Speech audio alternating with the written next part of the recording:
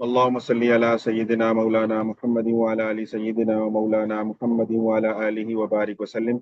اللهم صل على سيدنا مولانا محمد وعلى ال سيدنا ومولانا محمد وعلى اله وبارك وسلم. اللهم صل على سيدنا ومولانا محمد وعلى ال سيدنا ومولانا محمد وعلى اله وبارك وسلم. गुज़िश्ता क्लास में हमने 8 हिजरी का आखिरी वाक़या और बड़ा अहम वाक़या ग़ज़वा हुनैन या ग़ज़वा ताइफ उसके बारे में पढ़ा था। और आपको मैंने ये बताया था कल की क्लास में कि ग़ज़वा हुनैन एक अलग ग़ज़वा है, ग़ज़वा ताइफ एक अलग ग़ज़वा है, लेकिन सीरत की किताबों में ग़ज़वा हुनैन में ग़ज़वा ताइफ भी शामिल है। तो ग़ज़वा हुनैन व ताइफ एक ही ग़ज़वे में सीरत की किताबों में शामिल है, लेकिन ये एक्चुअली अलग अलग गजवात हुए दो अलग अलग जगहों के ऊपर। और मैंने कल के सबक में आपको ये भी बताया था कि ये जंग जो है ग़ज़वा हुनैन 3 जगह पर लड़ी गई है। एक ही सफर में 3 मुख्तलिफ जगह पर लड़ाई हुई है। ये कल हमने नक्शे से समझा था।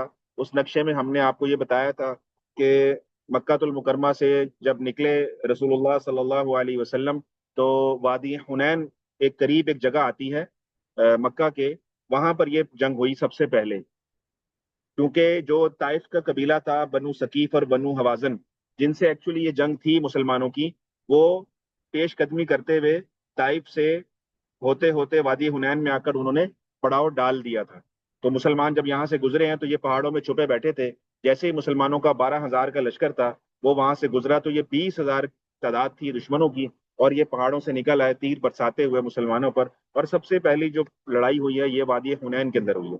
और वादी हुनैन के अंदर वो सारा वाकया कल गुजर चुका है, किस तरह से जो है वो इनको पसपाई इख्तियार करना पड़ी और ये भागे।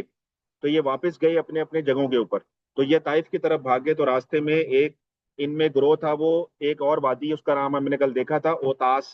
तो वादी ओतास में जाकर पनाह ली कुछ ने, और कुछ ताइफ जाके किले में बंद हो गए थे। तो नबी अलैहि सलाम ने अबू आमिर रजी अल्लाह तआला अन्हु को ओतास भेजा था कि आप जाकर उस ग्रोह से निमट लें जो इनका ओतास में पनाह ले चुका है। तो ओतास में ही दूसरी जंग ओतास में हुई है, वादी ओतास के अंदर। और उसके बाद नबी सल्लल्लाहु अलैहि वसल्लम खुद बनफ्से नफीस आप तशरीफ लेकर गए हैं ताइफ, और आपने ताइफ का उस किले का मुहासरा किया। और उस मुहासरे के दौरान जो है फिर आप अलैहिस्सलाम ने बाकी जो जंग थी तीसरी और आखिरी फैसला कुन जंग, वो ताइफ के शहर में लड़ी गई है। तो कल उसकी सारी तस्वीर भी आपके सामने आ गई थी, क्योंकि जहां नबी अलैहिस्सलाम का खैमा मुबारक लगाया गया था ताइफ में, आज वहां मस्जिद अब्दुल्ला बिन अब्बास रजी अल्लाह तआला अन्हु कायम की गई है। तो उसकी तफसील अल्हम्दुलिल्लाह कल के सबक में गुजर गई है। उससे आगे तफसील चलते हैं लेकर के उसके बाद क्या हुआ। तो हमने देखा था कि जब नबी अलैहिस्सलाम ने ताइफ का मुहासरा कर लिया था, तो उस मुहासरे का नतीजा उस तरह से निकला नहीं। यानी कि वो जो है बनु सकीफ के कबाइल और वो लोग, और वो जो औफ बिन मालिक था जो उनका सरदार था, वो अंदर मैसूर थे किले के, और 1 साल का राशन उन्होंने किले के अंदर पहले से ही रखा हुआ था। उनको ये गम नहीं था कि हमें कोई खाने पीने की तंगी हो सकती है, क्योंकि पहले से वो प्लानिंग करके चल रहे थे। प्लान सी उनका यही था कि अगर बिल्कुल हमें पसपाई इख्तियार करना पड़ी तो हम किले में आके अपने आप को बंद कर लेंगे। और वो बड़ा मजबूत किला था, और 1 साल का राशन पानी उस किले के अंदर उनके पास मौजूद था। तो वो बाहर आने का नाम नहीं ले रहे थे। यहाँ से नबी अलैहिस्सलाम ने स्ट्राइक्स की बहुत ज्यादा, मंजनीक के जरिए भी। दबाबा आपको बताया था कल, एक हथियार था जो मुसलमानों ने इस मौके पर इस्तेमाल किया था। लोहे का एक कमरा समझ लें, लोहे की एक चादर सी समझ लें, जिसको ले जाकर वो दीवारों में मारते थे। लेकिन उससे भी खातिर खा नताइज नहीं निकले, बल्कि वो जो अंदर ताइफ के कबीले के लोग जो अंदर किले के अंदर थे, वो वहां से तीर मारते थे, जिससे मुसलमानों का बड़ा नुकसान हो रहा था। तो फिर नबी सल्लल्लाहु अलैहि वसल्लम ने सहाबा से मशवरा किया था, और मशवरे में एक साहब की राय ये आई थी कि या रसूल अल्लाह, लोमड़ी अपने भट्ट में घुस गई है, अगर इसको यहीं पे आप पकड़ लें तो पकड़ लें, वरना ये फिर मसला होगा। लेकिन नबी अलैहिस्सलाम ने उस रात एक ख्वाब देखा था कि आपके हाथ में दूध का प्याला है, और एक मुर्गा आया और उसने दूध के प्याले में ठोंक मारी और वो प्याला गिर गया।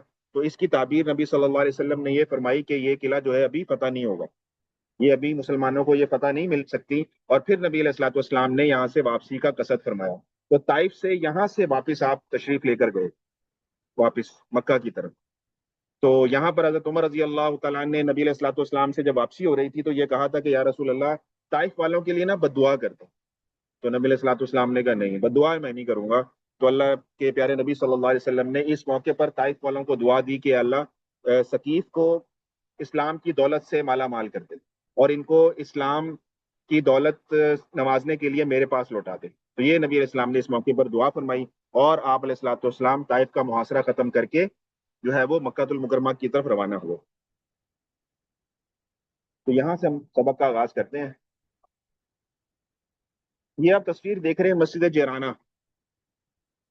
تو نبی علیہ السلام طائف سے واپسی پر اس جگہ پر آ کر آپ نے قیام فرمایا، یہ وادی حنین کے پاس ہے جگہ، اور یہاں سے نبی صلی اللہ علیہ وسلم نے عمرے کا احرام باندھا، اور یہاں سے پھر نبی علیہ السلام نے عمرہ فرمایا تھا۔ اور آپ کو یہ میں نے کل بتایا تھا کہ جب جنگ حنین ہوئی تھی، اور وہاں پر کیونکہ میں نے آپ کو بتایا تھا کہ جنگ حنین میں کفار کی تعداد بہت زیادہ تھی، اور اس میں صرف جنگجو لوگ نہیں تھے بلکہ وہ اپنے بیوی بچوں کو بھی لے آئے تھے جنگ میں۔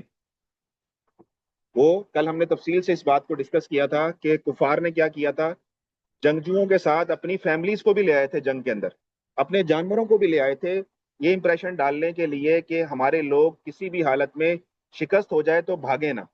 جب ان کو پتا ہوگا ان کی عورتیں بچے میدان میں ہیں تو وہ چھوڑ کے نہیں بھاگیں گے، پھر وہ جاں مردی سے لڑیں گے۔ تو ایک تو ان کو یہ چیز تھی، ان کے ذہن میں پلاننگ تھی، اور دوسری پلاننگ ان کی یہ تھی کہ اس سے کثرت تعداد نظر آئے گی، دشمن پر روب پڑ جائے گا۔ اور میں نے آپ کو کل بتایا تھا کہ انہوں نے ایک جنگی اسٹریٹجی بھی بنائی تھی کہ انہوں نے 1,000 عورتوں کو 1,000 اونٹوں پر بٹھا دیا تھا، اور ان کو گیٹ اپ ایسا کر دیا تھا کہ دور سے لگنے والا دیکھنے والا کہتا تھا کہ یہ 1,000 کا لشکر ہے، جو کہ دشمن کا ہمارے مقابلے کے لیے ریزرو آرمی کے طور پر کھڑا ہوا ہے، تو دشمن اس سے کیا ہو جائے، نفسیاتی طور پر تھوڑا سا مروب ہونے کی جو ہے وہ پوزیشن میں آ جائے۔ لیکن اللہ تعالیٰ نے نبی صلی اللہ علیہ وسلم کو ساری حقیقت حال بتا دی تھی کہ یہ جنگجو نہیں ہے بلکہ یہ عورتیں ہیں جو کہ جنگجوؤں کا لباس پہنے ہوئے ایز اے ڈمی جانوروں کے اوپر بیٹھی ہوئی ہے، صرف تعداد کو ظاہر کر رہی ہیں۔ تو اس کا بھی خاطر خواہ نتیجہ کفار اٹھا نہیں سکے۔ بہرحال نبی صلی اللہ علیہ وسلم نے وادی حنین میں جب اپنا سب سے پہلا جو ہم نے مارکا لڑا مسلمانوں نے، تو یہ سارے عورتیں اور یہ سارے چوپائے بکریاں، یہ سارا ریبڑ، یہ سب ایز اے مال غنیمت مسلمانوں کے ہاتھ میں آ گیا، سارے کا سارا۔ تو نبی علیہ السلام تو یہاں سے اتاس بھیج دیا اپنے ایک لشکر کو لڑنے کے لیے، اور ایک آپ خود چلے گئے طائف میں۔ تو جتنا مال غنیمت تھا وادی حنین کا، یہ سارا کا سارا نبی علیہ السلام نے اس جگہ پر آ کر اکٹھا کر دیا تھا، جس کو جورانہ کہتے ہیں۔ تو یہ جورانہ کا وہ مقام ہے جہاں پر نبی صلی اللہ علیہ وسلم نے حنین کے اندر جتنا مال غنیمت اکٹھا ہوا تھا وہ سارا اس جگہ پر لا کر جمع فرما دیا، اور یہاں پر آپ نے ارشاد فرمایا تھا جاتے ہوئے حنین سے طائف کی طرف کہ ہم واپسی پر آ کر اس کو تقسیم کریں گے، یہ جتنا مال غنیمت ہے اس کو واپسی پر آ کر تقسیم کیا جائے گا۔ تو یہاں پر نبی صلی اللہ علیہ وسلم پھر واپسی پر طائف سے محاصرہ ختم کر کے اس جگہ پر تشریف لائے، اور یہ مسجد جہاں جب بنی ہوئی ہے، یہاں پر آپ علیہ الصلوۃ والسلام کا خیمہ مبارک تھا، جہاں پر آپ علیہ الصلوۃ والسلام نے 10 دن تقریباً قیام فرمایا۔ یہاں 10 دن آپ رہے ہیں، اور پھر اس جگہ پر جو ہے وہ مسجد کی تعمیر ہوئی۔ تو یہ وہ مبارک مقام ہے اس موقع پر۔ تو یہ اس کی کچھ تصویریں ہیں، یہ اس کے اندر کی مسجد جورانہ کی تصویر ہے، یہ باہر کی رات کا منظر ہے، اور یہ میں نے آپ کو کل بھی بتایا تھا کہ یہ ایک وہاں پر ایک تاریخی جگہ ہے۔ اگر اس کو ہم زوم کر کے پڑھیں تو یہ لکھا ہوا ہے بیر جورانہ۔ یہاں ایک کنواں ہے، بیر کنویں کو کہتے ہیں، تو کنواں ہے یہاں پر، اور یہ کنویں کی تصویر ہے، یہ والا کنواں۔ اور یہ کنواں ایک تاریخی کنواں ہے، اس کے بارے میں آتا ہے کتابوں میں لکھا ہے کہ یہ کنویں کا پانی کھارا تھا، اور لوگوں نے شکایت کی نبی صلی اللہ علیہ وسلم سے پانی کے کھارے ہونے کی، تو آپ علیہ الصلوۃ والسلام نے اپنا لعاب مبارک اس کنویں کے اندر ڈالا، یا اپنا بچا ہوا پانی استعمال کر کے اس میں ڈالا، تو یہ میٹھا ہو گیا۔ اور یا ایک روایت میں آتا ہے کہ نبی علیہ الصلوۃ والسلام نے اس کنویں کے پانی سے غسل فرمایا۔ تو یہ کنواں وہ تاریخی کنواں ہے، یہ کنواں تو اب بند ہے، اور لیکن اس سے پانی کی سپلائی کے ساری پائپ لائنز وغیرہ انہوں نے لگائی ہوئی ہیں، کبھی کبھار کہتے ہیں کہ یہاں سے پانی وہ نکالتے ہیں اور اس کو استعمال کرتے ہیں تبرک کے طور پر۔ تو یہ وہ تاریخی مقام اس جگہ کا، یہ بالکل مسجد جرانہ کے ساتھ ہی ہے، اور یہاں پر شہداء کا قبرستان ہے، جہاں پر غزوہ حنین کے موقع پر جتنے صحابہ شہید ہوئے مسلمان، ان کی قبریں اس قبرستان کے اندر، یہ بھی مسجد جرانہ کے پاس ہی بغل میں موجود ہے۔ تو یہ وہ تاریخی مقام ہے۔ تو یہاں پر نبی صلی اللہ علیہ وسلم نے غنائم کی یعنی مال غنیمت کی جو ہے آپ علیہ الصلوۃ والسلام نے تقسیم فرمائی۔ اب مال غنیمت تھا کتنا، اس کی تفصیل آپ کے سامنے رکھتے ہیں، اور اس کو تقسیم کیسے کیا گیا۔ تو یہاں پر جو مال غنیمت جمع ہوا تھا اس کی تفصیل آپ کو اس سلائیڈ میں نظر آ رہی ہے کہ یہاں پر 6,000 قیدی تھے، 6,000 قیدی مسلمانوں کے پاس مال غنیمت کے طور پہ آئے، اور 24,000 اونٹ تھے، 24,000 کیملز، 24,000 اونٹ، 40,000 بکریاں یہاں پر مسلمانوں کو مال غنیمت کے طور پر ملی تھی، اور تقریباً 4,000 اوکیا چاندی تھی جو کہ مال غنیمت کے طور پر یہاں پر مسلمانوں کے ہاتھ آئی۔ تو یہ سارا کا سارا مال جورانہ کے پاس جمع کر دیا گیا، اور نبی صلی اللہ علیہ وسلم جب یہاں واپس تشریف لائے طائف سے، تو آپ علیہ الصلوۃ والسلام نے 10 دن یہاں قیام فرمایا۔ اب آپ دیکھیں یہ 10 دن آپ علیہ الصلوۃ والسلام نے یہاں قیام کیوں فرمایا؟ آپ علیہ الصلوۃ والسلام کون ہیں؟ فاتح ہیں، اس جنگ کے فاتح ہیں۔ اور فاتح کیا کرتے ہیں؟ جب مخالف کا مال لوٹ لیتے ہیں یا قبضہ کر لیتے ہیں تو پھر کیا کرتے ہیں؟ آپس میں تقسیم کر لیتے ہیں اور چلتے بنتے ہیں۔ لیکن رسول اللہ صلی اللہ علیہ وسلم کی آپ ایک حکمت عملی مظاہرہ کیجئے، یا نبی علیہ الصلوۃ والسلام کی محبت اور آپ علیہ الصلوۃ والسلام کا جو اخلاق ہے وہ اس موقع پر آپ کو نظر آئے گا کہ آپ علیہ الصلوۃ والسلام صرف 10 دن اس لیے یہاں ٹھہرے کہ ایسا اگر ہو جائے کہ ہوازن ہو سکتا ہے کہ شرمندہ ہو کر توبہ طائب ہو کر میرے پاس آ جائیں اور اسلام قبول کر لیں اور یہ مال میں ان کو واپس کر دوں۔ تو اتنا زیادہ مال نبی علیہ الصلوۃ والسلام صرف اس انتظار میں بیٹھے رہے کہ اب حوازن والے آئیں گے، اب قبیلہ حوازن والے آئیں گے، اب آئیں گے اور وہ آئیں گے، مجھ سے معافی مانگیں گے، اسلام قبول کریں گے اور مسلمان بھائی بن جائیں گے، اور میں سارے کا سارا مال پھر ان کو واپس ان کو دے دوں گا۔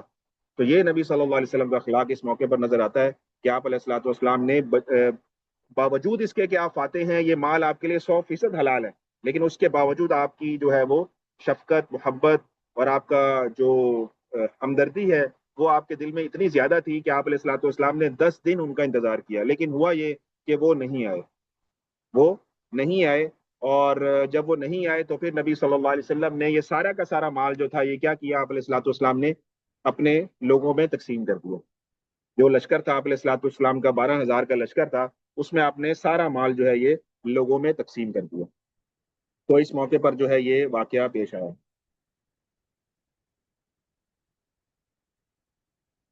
اچھا، اس موقع پر نبی صلی اللہ علیہ وسلم نے کیا کیا تھا کہ جو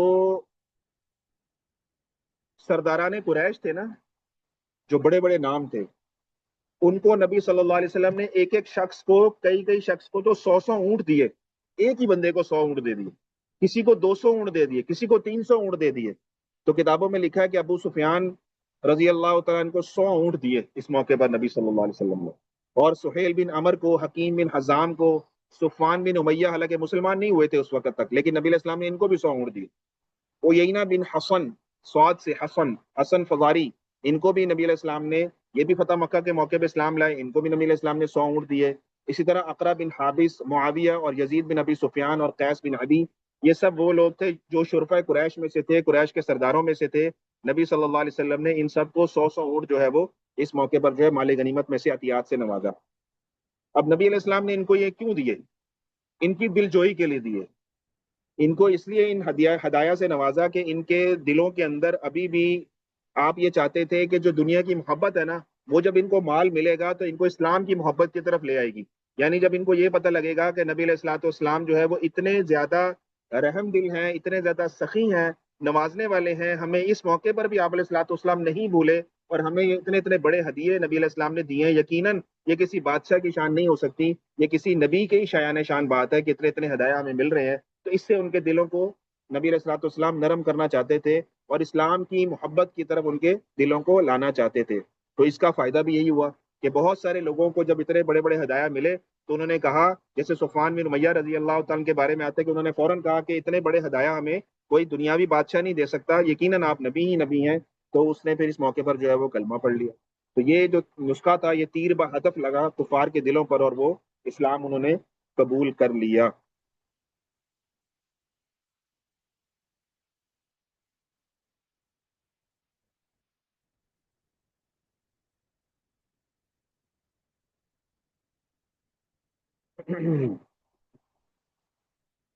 اچھا، جس بات کا ڈر تھا نا وہ ہوا یہاں۔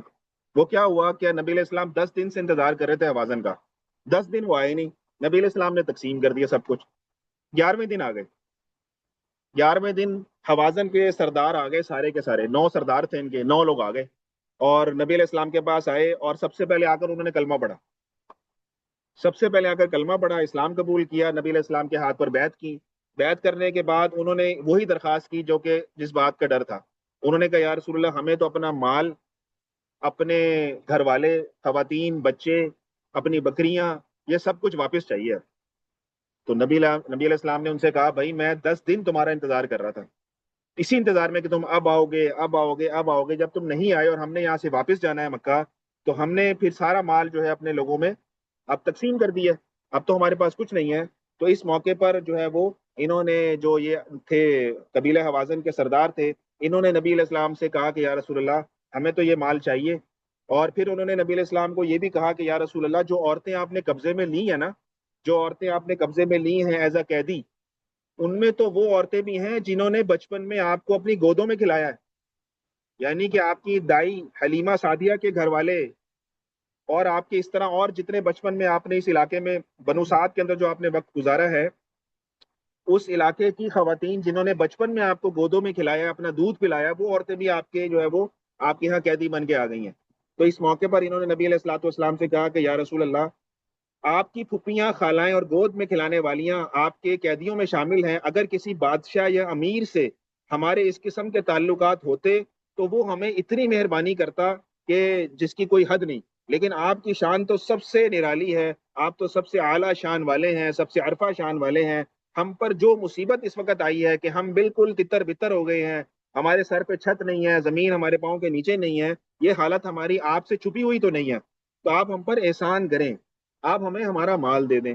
تو یہ اس موقع پر انہوں نے یہ ساری بات نبی صلی اللہ علیہ وسلم سے اس موقع پر کی۔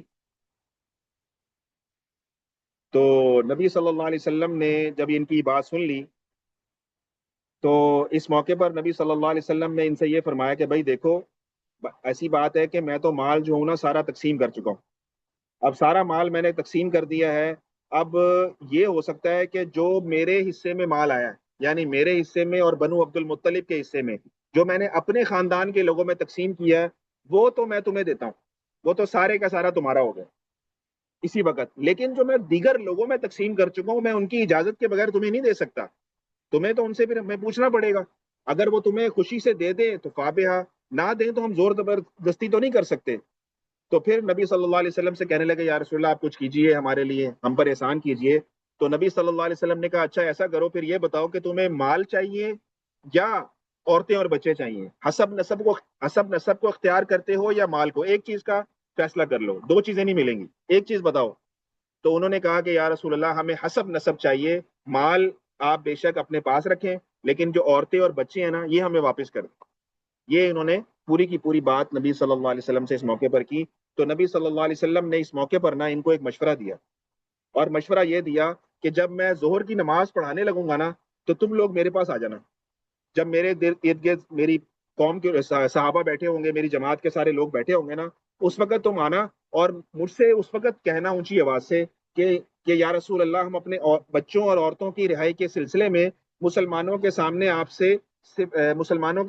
سے سفارش کروانا چاہتے ہیں، اور رسول اللہ صلی اللہ علیہ وسلم کے سامنے مسلمانوں سے سفارش کرانے کے آرزو مند ہے، یہ تم بات جو ہے وہ پوری بات کرنا، اگر میں اس موقع پر جو ہے وہ تمہارے قیدی ان سے دلوا سکا تو دلوا دوں گا، اور تمہارے لیے کچھ کہہ سکا تو کہہ دوں گا۔ یہ نبی صلی اللہ علیہ وسلم نے ان کو مشورہ دیا اس موقع پر۔ تو پھر انہوں نے کیا کیا، انہوں نے یہی بات کی، جب نبی علیہ السلام ظہر کی نماز کے لیے کھڑے ہو گئے اور آپ نے سلام پھیر لیا، نماز ختم ہو چکی، تو حوازن والے آئے اور وہی کام کیا انہوں نے جو نبی صلی اللہ علیہ وسلم نے ان کو مشورہ دیا تھا۔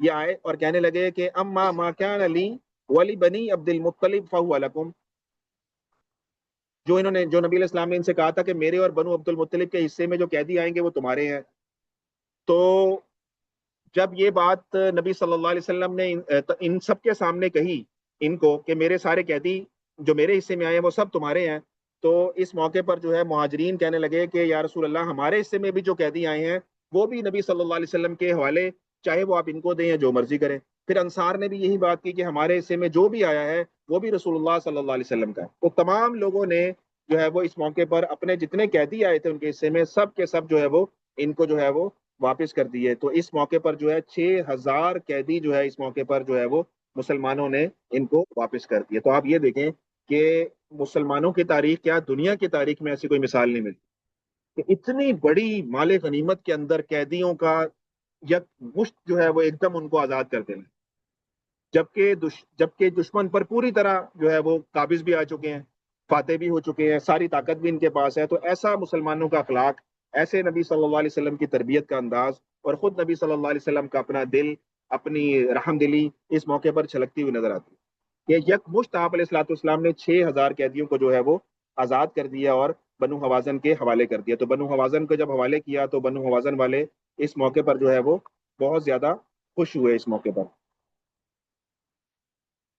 اچھا، ان قیدیوں میں یہ جتنے قیدی تھے نا، اس میں ایک نبی صلی اللہ علیہ وسلم کی ایک رضائی بہن تھی، حضرت حلیمہ سعدیہ کی بیٹی. ان کا نام تھا حضرت شیمہ. اور آپ نے ابتدائی سیرت کی کلاسز میں سنا ہوگا کہ نبی صلی اللہ علیہ وسلم جب بنو سعد گئے چھوٹے تھے بچپن میں، تو یہ شیمہ جو اور ان کے بھائی چھوٹے جو تھے وہ دونوں نبی صلی اللہ علیہ وسلم کے ساتھ کھیلتے تھے. جب یہ بکریاں چرانے جاتے تھے سارے، تو ایک جگہ بیٹھ جاتے تھے اور شیمہ جو تھیں اور ان کے جو بھائی تھے وہ ان کے ساتھ کھیلتے تھے، اور ان کی بکریاں بھی ان کے ساتھ کھیلتی تھی نبی صلی اللہ علیہ وسلم کے ساتھ. اور یہ سارے کا سارا اس طرح سے وقت گزارا کرتے تھے. اور جو بچپن میں شق صدر کا واقعہ پیش آیا تھا، شق قلب کا واقعہ جو پیش آیا تھا، جو سینہ مبارک کا نبی صلی اللہ علیہ وسلم کا پہلی دفعہ جو جبرائیل علیہ السلام آئے تھے اور آپ کا دل مبارک نکالا تھا، اس کو زمزم کے پانی سے دھو کے دوبارہ رکھا تھا، تو وہ جو سرجری تھی، ہارٹ سرجری، وہ بھی انہی کے سامنے ہوئی، انہی بچوں کے سامنے. تو ان کا نام جو ہے حضرت شیمہ رضی اللہ تعالیٰ عنہ تھا. وہ اس موقع پر وہ بھی قیدیوں میں شامل تھی. تو شیمہ رضی اللہ تعالیٰ عنہ کو یہ سارا واقعہ پتہ لگا کہ یہ تو وہی ہے پیغمبر جو بچپن میں ہمارے ساتھ کھیلا کرتے تھے، ہمارے بھائی تھے. تو انہوں نے فوراً اپنی صحابہ سے کہا، جو دیگر جو لوگ تھے جن کے ہاتھ میں وہ قیدی تھی، ان سے کہا کہ میں تمہاری پیغمبر کی بہن ہوں، مجھے چھوڑ دو، میں تمہارے پیغمبر کی بہن ہوں اور مجھے تمہارے پیغمبر کے پاس لے کر چلو. تو انہوں نے کہا کہ ہمارے پیغمبر کی تو کوئی بہن نہیں ہے، اگر بہن ہوتی تو ہمیں نہ پتا ہوتا. تو انہوں نے کہا نہیں، میں ان کی بہن ہوں، تم میرے پاس مجھے لے کے تو چلو ان کے پاس، میں ان کو تمہیں ساری بات بتاتی ہوں. تو یہ وہ سارے حیران ہوئے اور لے کر نبی صلی اللہ علیہ وسلم کی خدمت اقدس میں حضرت شیمہ کو پیش کر دیا. تو شیمہ نے کہا کہ اے محمد، میں آپ کی بہن ہوں. تو نبی علیہ السلام نے کہا کہ تیرے پاس کیا نشانی ہے کہ تو میری بہن ہے؟ تو شیمہ کہنے لگی رضی اللہ تعالیٰ عنہ کہ یا رسول اللہ، بچپن میں ایک مرتبہ میں نے آپ کو اپنی کمر پر سوار کیا ہوا تھا اور آپ نے زور سے میری کمر پر کاٹا تھا، وہ کاٹنے کا نشان آج تک میری کمر پر موجود ہے. تو جب انہوں نے یہ بات کی تو نبی صلی اللہ علیہ وسلم کو وہ بات یاد آ گئی. آپ علیہ الصلوۃ والسلام بہت زیادہ خوش ہوئے، اتنے آپ خوش ہوئے ان کو دیکھ کر کہ آپ کی آنکھوں میں آنسو آ گئے. اور آپ نے فرمایا کہ اگر تم میرے پاس رہنا چاہو تو میں تمہیں نہایت عزت اور احترام سے اپنے ساتھ رکھوں گا، اور اگر تم اپنے قبیلے میں واپس جانا چاہو تو مجھے کوئی اعتراض نہیں ہے، تمہیں اختیار ہے. تو شیمہ نے کہا کہ یا رسول اللہ، میں اپنی قوم میں جانا چاہتی ہوں. تو نبی صلی اللہ علیہ وسلم نے کہا بالکل ٹھیک ہے. اس موقع پر یہ مسلمان بھی ہوئیں اور اپنی قوم میں واپس بھی گئیں. اس موقع پر نبی صلی اللہ علیہ وسلم نے جب یہ جا رہی تھی تو ان کو کچھ اونٹ دیے، کچھ بکریاں دیں اور کچھ غلام دیے ہدیے کے طور پر، اور ان کو جو ہے وہ واپس جو ہے وہ بھیج دیا گیا. تو اس موقع پر جو ہے وہ یہ واقعہ بھی پیش آیا.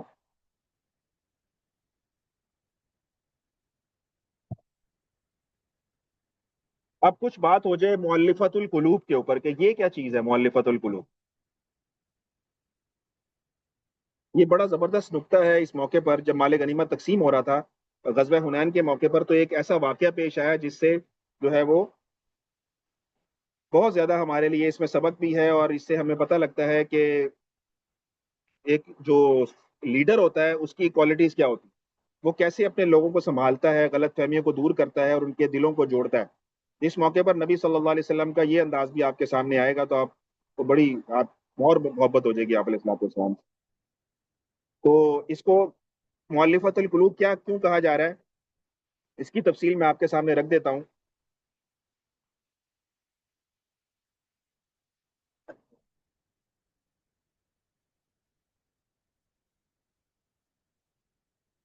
جب یہ مال غنیمت جس کی ہم نے بات کی ہے، ساری کی ساری مال غنیمت کی بات کی ہے، جب یہ تقسیم ہو رہا تھا اور نبی صلی اللہ علیہ وسلم کو میں نے آپ کو بتایا کہ آپ علیہ الصلوۃ والسلام یہ سارے کا سارا مال کن کو دے رہے تھے؟ جو نو مسلم تھے، جو ہم نے کل ایک ٹرم کہا تھا مکی مسلمان، جو مکے میں مسلمان ہوئے تھے فتح مکہ کے موقع پر. سارے کا سارا مال آپ علیہ الصلوۃ والسلام ان پر تقسیم فرماتے جا رہے تھے. آپ مہاجرین یعنی مکے والوں کو بلاتے تھے، یہ مال جتنا بھی تھا سارا ان کو تقسیم کر دیتے تھے. انصار ایک طرف کھڑے دیکھ رہے ہیں. انصار کون لوگ ہیں؟ جو مدینہ سے آئے ہیں نبی علیہ الصلوۃ والسلام کے ساتھ فتح مکہ کے لیے. وہ سارے کے سارے کھڑے ہوئے دیکھ رہے ہیں. اب وہ دیکھ رہے ہیں کہ آپ علیہ الصلوۃ والسلام ایک ایک کا نام بلاتے ہیں، مکے کے لوگوں کا، قریش کے لوگوں کا، اور ان کو جو ہے وہ بکریاں، اونٹ، چاندی، غلام، عورتیں، بچے ان میں تقسیم کرتے چلے جا رہے ہیں. حتیٰ کہ نبی صلی اللہ علیہ وسلم نے جتنا مال تھا یہ سارے کا سارا مکے والوں میں تقسیم کر دیا، سارے کا سارا مال. تو اس موقع پر انصار میں سے کچھ ینگ لڑکے تھے، کچھ نوجوان تھے، ناپختہ ذہن کے لڑکے تھے، ان کے دل میں ایک بات آ گئی اور وہ آپس میں چہ مگویاں کرنے لگے، وہ آپس میں باتیں کرنے لگے اور کہنے لگے کہ نبی صلی اللہ علیہ وسلم نے یہ کیا کیا ہے کہ سارا کا سارا مال اپنوں کو بانٹ دیا، اپنے قریشیوں کو دے دیا ہے، مکے والوں کو دے دیا ہے، اور ہمیں کچھ بھی نہیں دیا اس مال غنیمت میں سے۔ یہ بات انہوں نے کی اور یہ کہنے لگے کہ یہ ابھی تو جو ان بنو ثقیف اور حوازن کا خون ہے ہماری تلواروں سے ابھی تک ٹپک رہا ہے، یہ تلواریں ہماری ان کے خون سے ابھی تک تر ہیں، ابھی تک خون ٹپک رہا ہے، اور نبی صلی اللہ علیہ وسلم نے مال غنیمت سارے کا سارا جو ہے وہ قریش کو دے دیا۔ یعنی لڑائی ہم نے کی ہے، مارا ہم نے ہے، جیتے ہم ہیں، قتل ہم نے کیے ہیں، جمع مردی ہم نے دکھائی ہے، بہادری ہم نے دکھائی ہے، تو ہمارا بھی تو حق تھا۔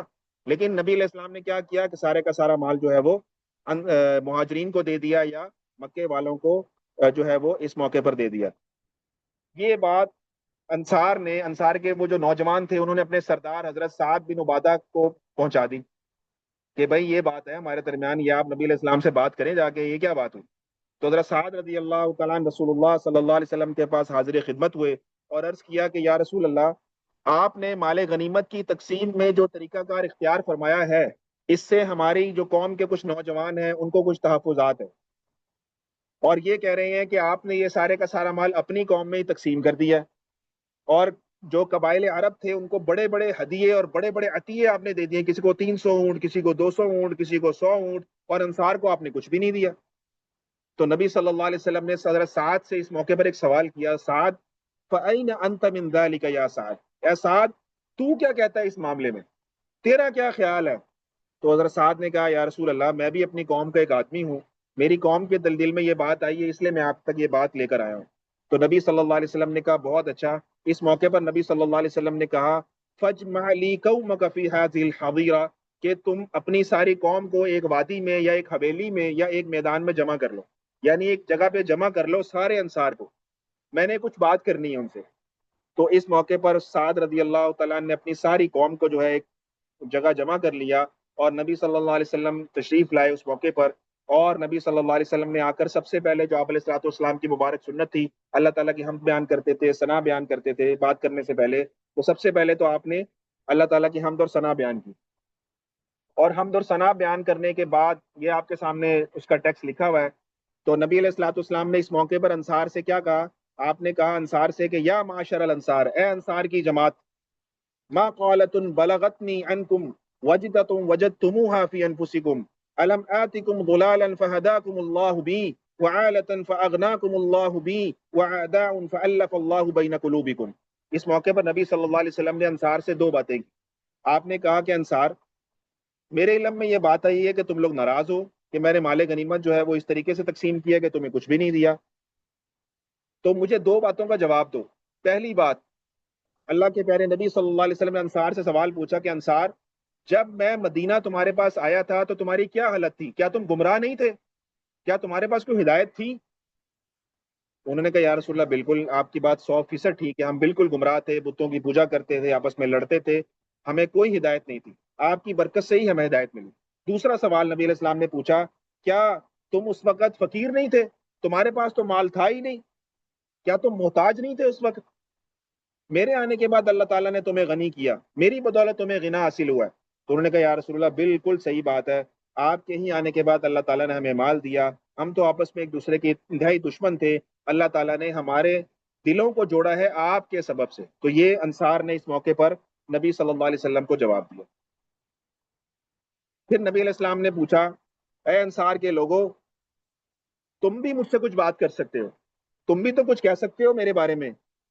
پھر نبی علیہ الصلوۃ والسلام کا اخلاق دیکھیں، انصار کو تو جرت نہیں تھی کہ آپ علیہ الصلوۃ والسلام سے کوئی بھی اس طرح کی بات کرتے، تو خود نبی علیہ الصلوۃ والسلام نے انصار کی طرف سے بات کی، آپ نے خود وہ سوالات کیے انصار سے جو انصار کے دل میں آ سکتے ہوں گے۔ میں یہ نہیں کہہ رہا کہ انہوں نے کیے، ان کے دل میں ہوں گے، ہو سکتا ہے وہ کرنا چاہتے ہوں، لیکن نبی علیہ الصلوۃ والسلام آپ کو بتا رہا ہوں، ایک سپہ سالار کی، ایک لیڈر کی شان دیکھیں آپ، کہ وہ اپنے لوگوں کے دلوں کو کیسا جانتا ہے، اپنے لوگوں کے مزاج کو کتنا سمجھتا ہے۔ تو نبی علیہ السلام نے انصار سے کہا کہ انصار تم بھی مجھ سے کچھ کہہ سکتے ہو، کیا کہہ سکتے ہو؟ اب وہ دیکھیں نبی علیہ السلام نے انصار سے کیا کہا۔ نبی علیہ السلام نے انصار سے کہا، انصار دیکھو، تم مجھ سے یہ کہہ سکتے ہو اور تمہاری بات بالکل سچ ہوگی ایسا کہنا کہ یا رسول اللہ جب آپ ہمارے پاس آئے تھے تو آپ کی کیا حالت تھی؟ آپ کی تو قوم نے آپ کو نکال دیا تھا، ہم تھے جنہوں نے آپ کو ٹھکانہ دیا تھا۔ یہ نبی علیہ السلام کہہ رہے ہیں انصار کی طرف سے۔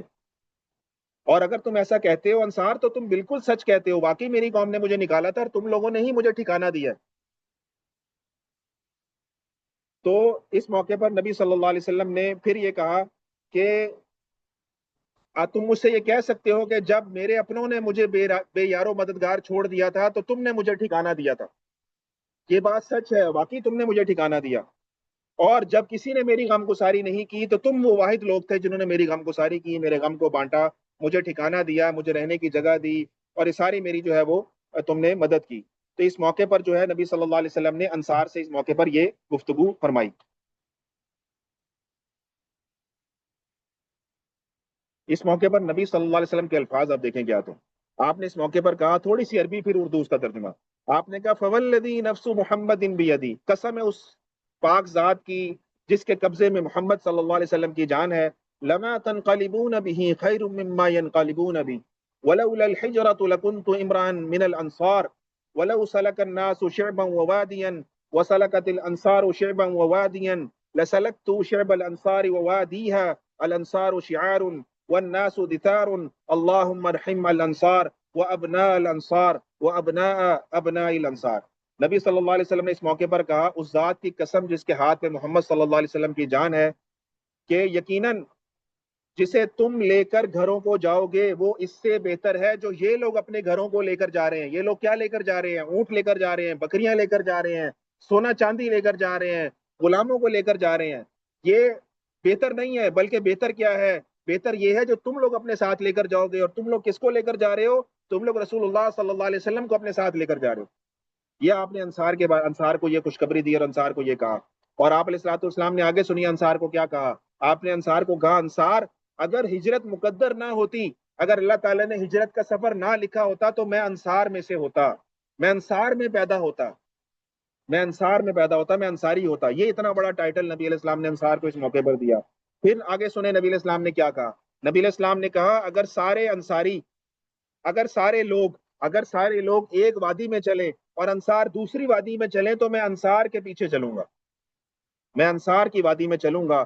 اور نبی علیہ السلام نے یہ کہا کہ دوسرے لوگوں کی نسبت انصار کا میرے ساتھ بہت ہی زیادہ خصوصی تعلق ہے، بہت ہی زیادہ خصوصی تعلق۔ اور پھر نبی علیہ السلام نے انصار کو دعا دی، انصار کو ہی دعا نہیں دی بلکہ ان کی 3 نسلوں کو نبی علیہ السلام نے دعا دی۔ کیا کہا آپ علیہ الصلوۃ والسلام نے؟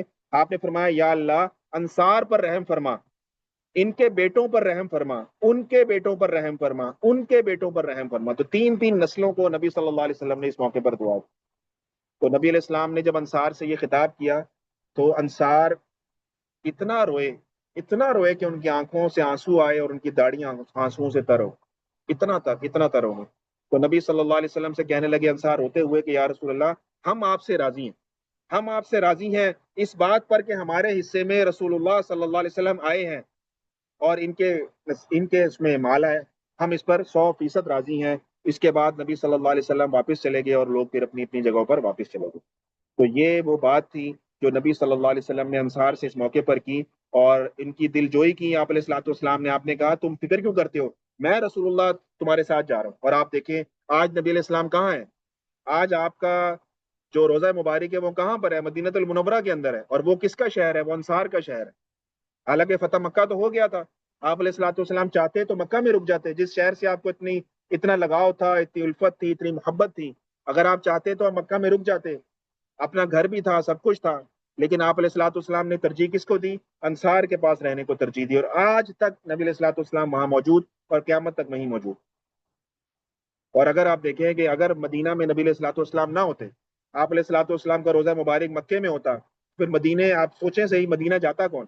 وہ جاتے ہیں حج عمرے کے سفر پہ تو بڑے شوق سے اور بڑی محبت سے اور بڑی عقیدت سے لپکتے ہیں مدینہ المنورہ کی زیارت کے لیے، مسجد نبوی کی زیارت کے لیے لپکتے ہیں۔ کیوں لپکتے ہیں وہاں پہ؟ کیونکہ وہاں رسول اللہ صلی اللہ علیہ وسلم موجود ہے، آپ کا وہاں روزہ مبارک موجود ہے، آپ کی زندگی وہاں گزری ہے، اور قیامت تک آپ کا وہ شہر اور آپ کا وہ مسکن بنا دیا گیا۔ تو اگر وہ نہ ہوتا تو کیا کوئی مدینہ جاتا؟ کیا مدینہ میں اتنی شوق سے کوئی جاتا، کوئی رہتا؟ تھوڑی دیر زیارت کے لیے جاتا ہے، جس طرح ہم طائف جاتے ہیں اور دیگر شہروں میں جاتے ہیں یا نبی علیہ السلام کا سفر ہوا ہے، اتنی دیر کے لیے شاید جاتے ہیں اور واپس آ جاتے ہیں، وہاں پر اتنی اس طریقے سے رہنا شاید نہ ہوتا. تو مدینہ کی ساری اکانومی آپ دیکھیں، مدینہ کی رونق آپ دیکھیں، ساری رسول اللہ صلی اللہ علیہ وسلم کی وجہ سے، کہ لوگ وہاں جاتے ہیں، محبت سے رہتے ہیں، دل لگ جاتا ہے ان کا اور محبت ہو جاتی ہے شہر سے. تو یہ سارا کا سارا نبی صلی اللہ علیہ وسلم نے کس کو اعزاز دیا؟ انصار کو اعزاز دیا اس موقع پر، کہ جن کے نوجوانوں کے دلوں میں بات آئی تھی مال کے حوالے سے، لیکن اللہ تعالیٰ نے ان کے دلوں کو ایسا پاک کیا اس مال کی محبت سے کہ رسول اللہ صلی اللہ علیہ وسلم کو ہمیشہ ہمیشہ کے لیے ان کا ساتھی بنا دیا.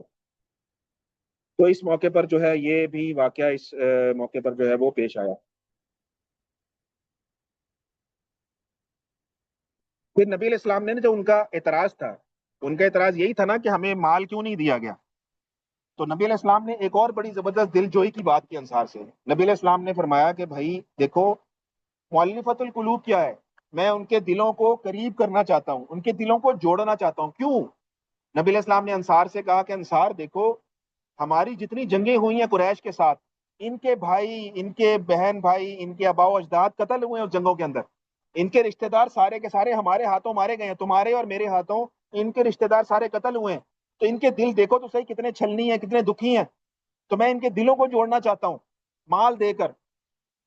دیکھیں، ایک جو لیڈر ہوتا ہے نا، لیڈر اپنی قوم کو، اپنی قوم کے سارے افراد کو ایک لاٹھی سے نہیں ہانکتا. لیڈر کا یہی ایک لیڈری ہوتی ہے، اس کی یہی اس کی کوالٹی، یہی اس کی اسکل ہوتی ہے کہ وہ ہر ایک کو اس کے مرتبے پر رکھتے ہوئے اس کو چلاتا ہے. نبی علیہ السلام اچھی طرح جانتے تھے کہ کون سے لوگ ایسے ہیں کس طریقے سے اسلام قبول کریں گے. کوئی اچھے اخلاق سے قبول کر رہا ہے اسلام. ابھی تک آپ نے سیرت میں دیکھا ہے کہ سب لوگ ایک طرح سے اسلام نہیں لا رہے.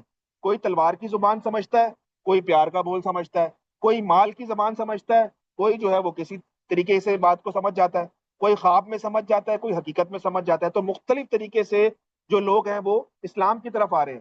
تو نبی صلی اللہ علیہ وسلم کو گویا اللہ تعالیٰ کی طرف سے یہ بتلا دیا گیا تھا کہ ان لوگوں کے اندر اسلام کی محبت اس طریقے سے پیدا ہو سکتی ہے کہ اگر آپ ان کو جو ہے وہ کچھ مال دے دیں، اس مال کی محبت سے یہ لوگ آپ کی طرف ٹلٹ کر جائیں گے، آپ کی محبت کی طرف آ جائیں گے. تو نبی صلی اللہ علیہ وسلم نے یہی اس موقع پر انصاریوں کو سمجھایا کہ دیکھو، ان کے تو بھائی، ان کے تو آبا و اجداد ہمارے ہاتھوں جنگوں میں مارے گئے ہیں، قتل ہوئے ہیں. تو میں ان کے دل کو جوڑنا چاہتا ہوں اس موقع پر. اور ان کو جو ہم سے مصیبتیں پہنچی ہیں، جو ذلتیں پہنچی ہیں، اللہ تعالیٰ نے تمہیں اس سے محفوظ رکھا ہے کہ تمہاری لڑائی اس طرح سے مسلمانوں سے، انصار کی تو کوئی لڑائی نہیں ہوئی مسلمانوں سے، وہ تو اسلام قبول کر لیا تھا انہوں نے. تو نبی علیہ السلام نے یہی کہا کہ بھائی تم لوگوں کے تو ہمارے ہاتھوں ایسی کوئی تمہیں ذلت اٹھانی نہیں پڑی، کوئی مصیبت اٹھانی نہیں پڑی، اس لیے تم اپنی پوزیشن کو سمجھو اور ان کی پوزیشن کو بھی سمجھو کہ ان کے ساتھ کیا معاملہ چل رہا ہے. تو نبی علیہ السلام نے اس موقع پر انصار سے یہ بات بھی کی. پھر آپ علیہ السلاۃ والسلام نے ایک اور بات کی انصار سے. آپ نے کہا انصار، میں یہ سمجھتا ہوں، اتنی بڑی گارنٹی اب دیکھیں انصار کے ایمان کی، کہ نبی علیہ السلام کہہ رہے ہیں کہ میں یہ سمجھتا ہوں کہ تم اہل ایمان ہو، تم اہل ایمان ہو، اور تمہیں ایمان کی ایسی لازوال دولت ملی ہوئی ہے کہ جو ان کو نہیں ملی ہوئی. تمہارے دل پختہ ہیں ایمان کی دولت کے ساتھ.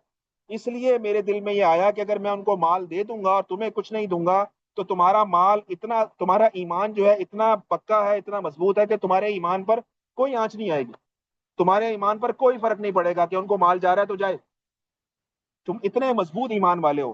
تو اس موقع پر نبی صلی اللہ علیہ وسلم نے انصار کو جو ہے وہ یہ ٹائٹل بھی دیا کہ انصار کے جو ایمان کی تعریف بھی کی اور ان کے ایمان کی گواہی بھی نبی صلی اللہ علیہ وسلم نے اس موقع پر دی. تو یہ وہ مؤلفۃ القلوب کا واقعہ ہے جو اس موقع پر جو ہے وہ انصار کے ساتھ پیش آیا. اور انصار اس موقع پر چیخ اٹھے اور روتے رہے، اور ان کے روتے روتے ان کی داڑیاں تر ہو گئیں اور کہنے لگے کہ یا رسول اللہ، ہم اس تقسیم پر اپنے دل و جان سے راضی ہیں کہ اللہ کا رسول ہمارے حصے میں آیا.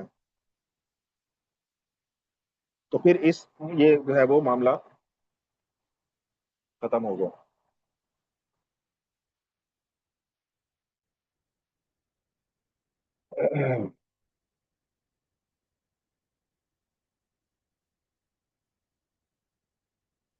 اچھا، پھر کیا ہوا اس موقع پر؟ یہ واقعہ تو مکمل ہو گیا غزوہ حنین کا. اور اس کے بعد نبی صلی اللہ علیہ وسلم نے یہ کیا کہ آپ علیہ الصلوۃ والسلام نے جیرانہ سے، جو مسجد جیرانہ ہے، یہاں سے احرام باندھا. اور وہ تاریخ تھی 18 ذی القعدہ 8 ہجری. 18 ذی القعدہ 8 ہجری کو نبی صلی اللہ علیہ وسلم نے جیرانہ سے احرام باندھا عمرے کا، اور مکہ المکرمہ کی طرف آپ روانہ ہو گئے. اور جب مکہ روانہ ہوئے تو وہاں پہنچ کر آپ نے جو عطاب بن اسید تھے جن کو ولی بنایا تھا ان کو ہی ولی برقرار رکھا، اور معاذ بن جبل رضی اللہ تعالیٰ عنہ کو تعلیم دین کی خاطر مکے میں چھوڑا، اور 2 مہینے اور 16 دن کے بعد 27 ذی القعدہ کو آپ علیہ الصلوۃ والسلام مدینہ طیبہ میں داخل ہوئے۔ تو 27 ذی القعدہ کو نبی صلی اللہ علیہ وسلم یہ پورا مشن مکمل کر کے آپ علیہ الصلوۃ والسلام جو ہے وہ داخل مدینہ ہو گئے۔ اور کچھ متفرق واقعات پیش آئے 8 ہجری میں، جیسے 2 واقعات آپ کے سامنے لکھے ہوئے ہیں کہ حضرت ماریہ قبطیہ رضی اللہ تعالیٰ عنہ کے بدن سے نبی صلی اللہ علیہ وسلم کے بیٹے ابراہیم رضی اللہ تعالیٰ عنہ وہ پیدا ہوئے اس موقع پر، اور یہ بھی 8 ہجری کا واقعہ ہے۔ اور ایک واقعہ نبی صلی اللہ علیہ وسلم نے حضرت عمر بن العاص رضی اللہ تعالیٰ عنہ کو عامل بنا کر بھیجا صدقات وصول کرنے کے لیے عمان کی طرف۔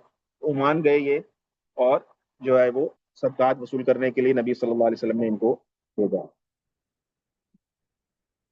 اور اس سال جو حج کیا ہے وہ عتاب بن اسید جو مکے کے والی ہیں ان کی جو ہے وہ ان کو امیر بنایا نبی صلی اللہ علیہ وسلم نے، خود حج نہیں فرمایا 8 ہجری میں کیونکہ مکہ فتح ہو چکا تھا، حج مسلمان اب کر سکتے تھے۔ تو اس موقع پر پہلا حج ہوا مسلمانوں کا، جس میں عتاب بن اسید رضی اللہ تعالیٰ عنہ امیر بنے حج کے، اور انہوں نے پھر مسلمانوں کو اس موقع پر حج کروایا۔ اگلے سال 9 ہجری کو آپ نے کس کو بھیجا تھا؟ ابو بکر صدیق رضی اللہ تعالیٰ عنہ۔ اور 10 ہجری کو نبی علیہ السلام خود تشریف لائے تھے حج کے لیے۔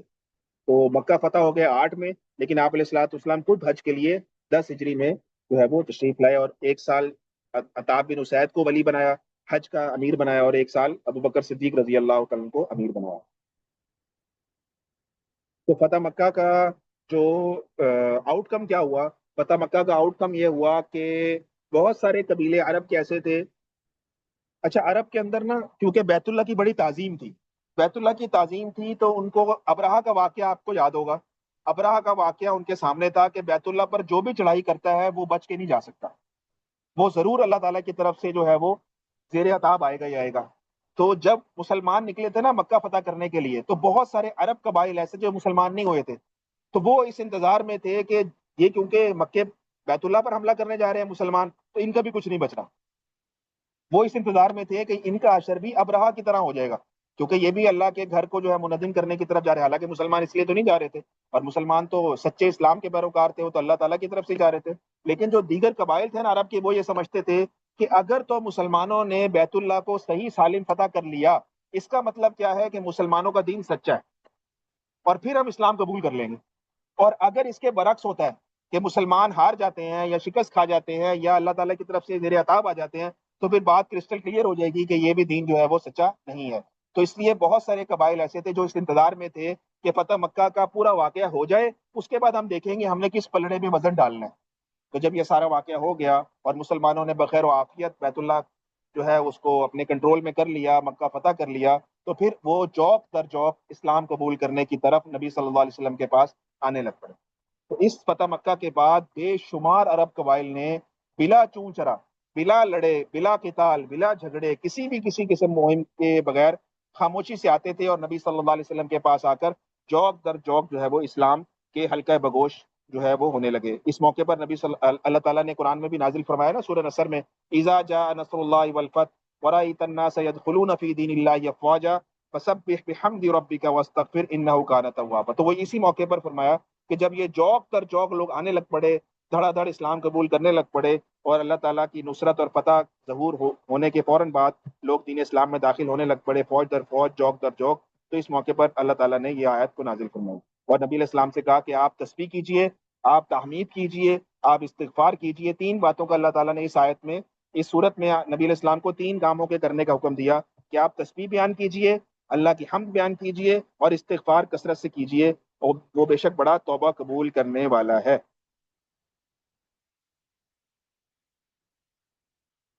تو میں نے آپ کو کل بھی بتایا تھا کہ غزوہ حنین آخری غزوہ ہے جو مسلمانوں نے عربوں کے خلاف لڑا۔ پہلا غزوہ کون سا تھا جو عربوں کے خلاف لڑا گیا؟ غزوہ بدر، اور آخری غزوہ غزوہ حنین جو عربوں کے خلاف لڑا گیا۔ اس کے بعد عربوں کے ساتھ مسلمانوں کی جنگ نہیں ہوئی۔ جو غزوہ تبوک ہوا ہے وہ عیسائیوں کے ساتھ، ہرقل کیسر روم جو تھا وہ لڑنے کے لیے آ رہا تھا، لیکن وہ آیا نہیں لڑنے، لیکن مسلمان اس کے خلاف لڑنے کے لیے 30,000 لوگ مسلمانوں کے گئے غزوہ تبوک نبی علیہ السلام کے ساتھ۔ وہاں لڑائی نہیں ہوئی، لیکن وہ عربوں کے خلاف نہیں تھا۔ تو عربوں کے خلاف یہ آخری جنگ ہے غزوہ حنین جو کہ لڑی گئی ہے. تو غزوہ بدر پہلا تھا جس میں اللہ تعالیٰ نے مسلمانوں کو فتح عطا فرمائی، اور غزوہ حنین آخری تھا جس میں بھی اللہ تعالیٰ نے مسلمانوں کو فتح عطا فرمائی. تو ہمارا آغاز بھی فتح سے ہوا مسلمانوں کا، اور اختتام بھی فتح پر ہی اللہ تعالیٰ نے کیا. تو یہ ایک مناسبت احد، بدر اور حنین کے اندر آپ کو نظر آتی ہے.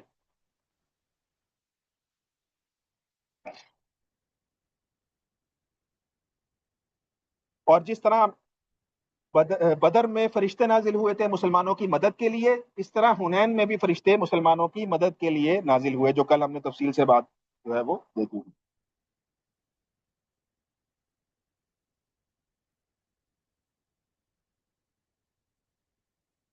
اب فتح مکہ ہو گیا اور سارے معاملات ہو گئے، 8 ہجری کے واقعات مکمل ہوئے. اس کے بعد جب یہ سارے معاملات ہو گئے تو اب نبی صلی اللہ علیہ وسلم نے اس ضرورت کو محسوس کیا کہ اب جو ہے وہ ایسی ریاست بنائی جائے کہ جس میں ایسے جو ہے وہ اسلامی نظام کے، اسلامی حکومت کے نظم و نسق کو چلانے کے لیے کوئی نہ کوئی ترتیب قائم کی جائے. تو اب جا کر نبی صلی اللہ علیہ وسلم نے اس حوالے سے سوچنا شروع کیا کہ آپ علیہ الصلوۃ والسلام نے اس موقع پر اس حوالے سے کام کرنا شروع کیا کہ اب اسلامی نظم و نسق کے چلانے کی باقاعدہ کوئی نہ کوئی ترتیب جو ہے وہ بنائی جائے. تو یہاں پر نبی صلی اللہ علیہ وسلم نے پھر کیا کیا، جو علاقے فتح ہو گئے تھے مسلمانوں کے پاس، وہاں آپ نے اپنے والیوں کو مقرر کیا، گورنروں کو مقرر کیا، اپنے نگرانوں کو مقرر کیا. جیسے مثال کے طور پہ آپ کو یاد ہوگا کہ یمن مسلمانوں کے قبضے میں آ چکا تھا، تو چونکہ یمن کا گورنر تھا بازان، اس کا پورا واقعہ آپ کے سامنے گزر چکا، وہ مسلمان ہو گیا تھا. تو اس کے مسلمان ہونے کے بعد نبی صلی اللہ علیہ وسلم نے اس کو ہی یمن کا حاکم بنا دیا تھا، یعنی حکومت اسی کو دے دی کہ تم یہاں پر جو ہے وہ مسلمانوں کی طرف سے گورنر ہو، والی ہو. اور وہ بازان جو ہے وہ نبی صلی اللہ علیہ وسلم کے دور میں یمن کا جو ہے والی رہا. اور اس کے بعد جب وہ انتقال ہو گیا اس کا، تو اس کے بعد اس کا بیٹا تھا، اس کا نام تھا شہر بن بازان. تو آپ علیہ الصلوۃ والسلام نے پھر شہر بن بازان کو یمن کا والی اس موقع پر مقرر کر دیا. اور اس کے مرنے کے بعد پھر ایک صحابی خالد بن سعید ابن العاص، یہ پھر جو ہے وہ یمن کے جو ہے وہ والی مقرر ہوئے. اسی طرح ایک صحابی کا نام آتا ہے زیاد بن لبید انصاری، یہ ایک شہر ہے حضر موت، اس کے والی بنے. ابو موسیٰ عشری رضی اللہ تعالیٰ زبید کے اور عدن کے بنے معاذ بن جبل رضی اللہ تعالیٰ. تو یہ سارے نبی علیہ السلام نے یہاں پر اسلامی نظم و نسق کو چلانے کے لیے اپنے والیوں کو مقرر فرمایا. اور یمن کے شہر جند کے بنے ابو سفیان بن حرب، اور ان کے بیٹے یزید بن ابی سفیان تیمہ کے بن گئے، اور اتاب بن اسید میں نے بتایا آپ کو مکے کے بن گئے. اور حضرت علی رضی اللہ تعالیٰ عنہ کو نبی صلی اللہ علیہ وسلم نے یمن کا قاضی مقرر کیا تھا. تو یہ بھی سارے کے سارے متفرق واقعات 8 ہجری میں نبی صلی اللہ علیہ وسلم کو جو ہے وہ یہاں پر ہوئے. اب کچھ 9 ہجری میں چلتے ہیں، 9 ہجری کے واقعات دیکھتے ہیں. 9 ہجری میں کچھ غزوات، کچھ سرایہ پیش آئے یہاں پر 9 ہجری کے، ان کا بیان ہے، انشاءاللہ ان کو ڈسکس کر لیتے ہیں آج کی مجلس میں. اور اگر اللہ نے چاہا تبوک کا واقعہ شروع ہو سکا تو ہو جائے گا، ورنہ انشاءاللہ پھر نیکسٹ کلاس کو اس کو کریں گے. تو یہ آپ کو ایک سریہ نظر آ رہا ہے، صحابی کا نام ہے عیینہ بن حصن فواری رضی اللہ تعالیٰ عنہ. تو بنو تمیم کی طرف بھیجا نبی صلی اللہ علیہ وسلم نے محرم کے مہینے میں 9 ہجری کے اندر. تو 9 ہجری کے واقعات کا بیان شروع ہو چکا، اور مدینہ منورہ سے ان کو نبی صلی اللہ علیہ وسلم نے بنو تمیم کی طرف بھیجا تھا. اور ان کو نبی علیہ السلام نے 50 لوگ دیے تھے. 50 لوگ، ان میں کوئی مہاجر کوئی انصاری نہیں تھا، بلکہ عام لوگ تھے. اور ان 50 سواروں کے ساتھ نبی صلی اللہ علیہ وسلم نے بنو تمیم کے علاقے کی طرف، جو یہ مدینہ المنورہ آپ دیکھ رہے ہیں اور یہ اوپر کی طرف بنو تمیم کا علاقہ، یہاں پر نبی صلی اللہ علیہ وسلم نے ان کو بھیجا تھا. تو یہ بھی رات کے وقت چلتے تھے، دن کے وقت چھپتے تھے، تاکہ وہ لشکر کو دیکھ کر لوگ فرار نہ ہو جائیں. بہرحال جب یہ وہاں پہنچے تو لوگ ان کو دیکھ کر واقعی میں فرار بھی ہو گئے، اور 11 افراد کو انہوں نے گرفتار کیا. اور ایک ہی محلے میں 11 عورتیں اور 30 بچے ان کو ملے، جنہیں یہ پکڑ کر مدینہ لے آئے، اور ان قیدیوں کو رملہ بنت حارث کے گھر میں رکھا گیا. اچھا، جب یہ قیدی آ گئے، عورتیں وغیرہ آ گئیں یہاں مدینہ میں، تو ان کو چھڑانے کے لیے پھر ان کے قبیلے کے لوگ آئے، بنو تمیم کے لوگ آ گئے ان کو چھڑانے کے لیے. اور جب قیدیوں نے اپنے سرداروں کو دیکھا تو اپنے لوگوں کو دیکھتے جیسے انسان کا دل پسیج جاتا ہے، تو وہ رونا شروع کر دیا، عورتوں نے بچوں نے رونا شروع کر دیا. تو انہوں نے فوراً جا کر نبی صلی اللہ علیہ وسلم کے، نبی علیہ السلام اپنے حجرے میں تھے، اپنے گھر میں تھے اور مسجد میں نہیں تھے. اپنے ضرورت سے اپنے گھر کے اندر موجود تھے، تو انہوں نے دیکھا کہ ہمارے بیوی بچے رو رہے ہیں، تو یہ فوراً بھاگتے ہوئے آئے اور نبی علیہ السلام کے حجرے کے باہر کھڑے ہو گیا تھے، اور حجرے کے باہر کھڑے ہو کر اونچی آواز سے نبی علیہ السلام کو پکارنے لگے۔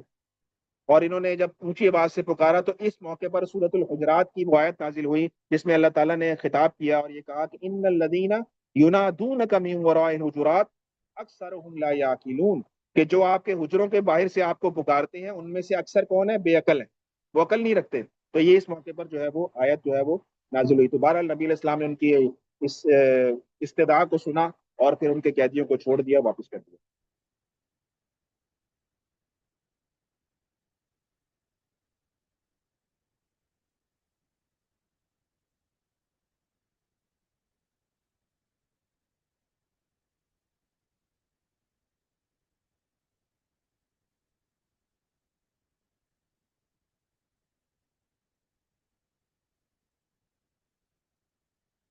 اس کے بعد ایک اور سریہ ہے، سریہ قطبہ بن عامر رضی اللہ تعالیٰ عنہ، تبالہ کی طرف بھیجا نبی علیہ السلام نے سفر کے مہینے میں 9 ہجری کے اندر۔ ان کا بیان دیکھ لیتے ہیں، کیا اس کی تفصیل دیکھ لیتے ہیں، کیا تفصیل ہے اس کی۔ تو نبی علیہ السلام نے سفر کے مہینے میں 9 ہجری میں ان صحابی قطبہ بن عامر کو بھیجا تھا، 20 آدمی ان کو دیے نبی علیہ السلام نے، اور 20 آدمی دے کر خصم کا قبیلہ تھا تبالہ، یہ جگہ کا نام ہے تبالہ، قسم قبیلے کا نام ہے۔ تو نبی علیہ السلام نے ان کو بھیجا تھا اور آپ نے انہیں ایک حکم دیا تھا کہ تم نے جانا ہے اور اچانک حملہ کر دینا۔ تو یہ 10 اونٹ تھے ان کے پاس، باری باری یہ 20 لوگ تھے، سفر کرتے تھے۔ اور جب یہ اس تبالہ علاقے میں پہنچ گئے تو وہاں انہوں نے ایک آدمی کو گرفتار کر لیا، اس سے پوچھا تو کہ بھائی کہاں ہے باقی لوگ، تو اس نے چلا چلا کر لوگوں کو خبردار کر دیا۔ تو نبی علیہ السلام نے تو کہا تھا اچانک حملہ کر دینا، لیکن اس شخص نے کیا کیا، چلا کر سب کو جو ہے خبردار کر دیا۔ تو سب سے پہلے تو صحابہ نے اس کو قتل کر دیا، اور اس موقع پر وہ لوگ نکل آئے سارے باہر، الرٹ ہو گئے، باہر آ گئے، اور شدید لڑائی ہوئی اس موقع پر، شدید لڑائی ہوئی اور دونوں طرف سے بہت سارے افراد زخمی ہوئے، اور قطبہ بن عامر نے جس کو قتل کرنا تھا قتل کر دیا، اور اونٹ اور بکریاں اور عورتیں لے کر مدینہ منورہ پہنچ گئے۔ تو یہ اس حوالے سے جو ہے یہ مسئلہ پیش آیا۔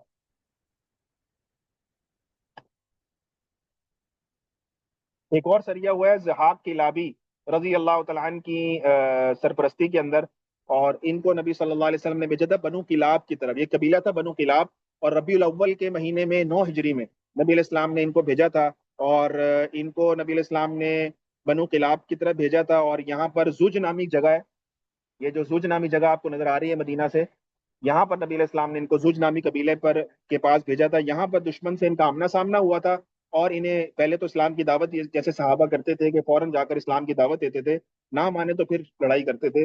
انہوں نے بھی اس موقع پر اسلام کی دعوت دی، انہوں نے انکار کیا، یہاں لڑائی ہوئی، انہوں نے دشمن کو مار مار کر شکست دے دی، اور یہاں پر جو ہے وہ یہ معاملہ پیش آیا۔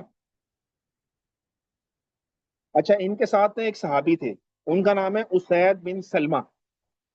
اسید بن سلمہ یہاں پر یہ صحابی تھے، اور جب دشمنوں کو قتل کیا جا رہا تھا تو اسید کا والد وہ بھی موجود تھا دشمنوں کے اندر۔ تو اسید نے دیکھا کہ یہ تو میرا باپ ہے، تو اسید نے اپنے باپ کو اسلام کی دعوت دی اور اسے کہا کہ تم اسلام قبول کر لو، میں تمہیں امن دیتا ہوں، تمہیں کوئی قتل نہیں کرے گا۔ تو اس نے کیا کیا، اسید یعنی باپ نے کیا کیا، اپنے بیٹے کو بھی برا بلا کہا اور دین دین کو بھی برا بلا کہا، گالیاں دی۔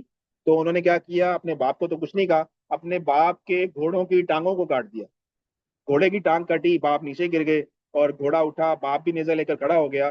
اب وہ کھڑے ہوئے تھے لیکن دوسرا ایک مجاہد آیا اور اس نے ان کے باپ کو قتل کر دیا، انہوں نے اپنے باپ کو بہرحال قتل نہیں کیا۔ تو اس موقع پر یہ واقعہ بھی جو ہے کتابوں میں لکھا ہوا ہے۔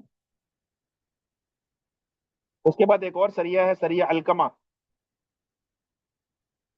اور ربیع الاول کے مہینے میں ہوا، اور یہ جدہ کے اندر ہوا، جدہ کا جو شہر ہے وہاں پر یہ سریہ پیش آیا ہے، اور ان صحابی کا نام ہے الکا بن مجزر مدلجی رضی اللہ تعالیٰ عنہ۔ 300 لوگوں کو نبی علیہ السلام نے ان کے ساتھ بھیجا تھا، اور نبی علیہ السلام کو اصل میں نا اطلاع ملی تھی کہ حبشہ سے نا کچھ فوج آ رہی ہے اور وہ مسلمانوں کو نقصان پہنچانا چاہتی ہے۔ تو نبی علیہ السلام نے اس مشن پہ ان کو جو ہے وہ 300 لوگوں کو دے کر جدہ کی ساحل پر بھیجا تھا، اور جب یہ پہنچے تھے سمندر میں تو وہاں ایک جزیرے کی طرف بڑھے تو انہوں نے دیکھا کہ وہ لوگوں نے ان کو دیکھ لیا آتے ہوئے، تو وہ سارے کے سارے ان کو دیکھتے ہی وہاں سے دشمن فرار ہو گیا تھا۔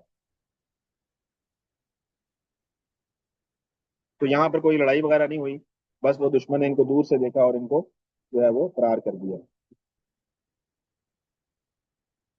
اس کے بعد حضرت علی رضی اللہ تعالیٰ عنہ کے سرایہ ہے، دو سرایہ الگ الگ ہیں، تو وہ ان کا ہم بیان پڑھ لیتے ہیں کہ وہ ان کا بیان کیا ہے۔ بنو طے کی طرف سب سے پہلے نبی علیہ السلام نے ان کو بھیجا تھا بنو طے کی طرف حضرت علی رضی اللہ تعالیٰ عنہ کو۔